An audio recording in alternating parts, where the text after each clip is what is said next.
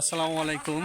এটা আমাদের জলেশ্বরের বিল, সেই বিশ্ববিখ্যাত নামকরা জলেশ্বরের বিল।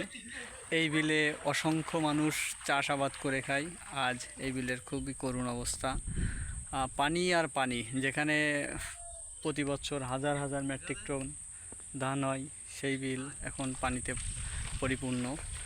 অবশ্য পানি থেকে একটা জিনিস সুবিধা পাচ্ছে এই বর্তমানে এই বিলের চাষিরা, সেটা হচ্ছে মাছ। যেমন দুজন জেলে যাচ্ছে হেঁটে, আশারত, মানিক, এরা আমাদের এই গ্রামের ছেলে। এদের ব্যবসা মৎস্য ব্যবসা। অনেকেই হাঁস চাষ, পোলট্রি চাষ, বিভিন্ন প্রকার কৃষিকাজ করতেছে এই বিলে। এই বিলের থেকে আমার মনে হয় আমাদের ইউনিয়নের প্রায় 20,000 লোক জীবিকা অর্জন করে।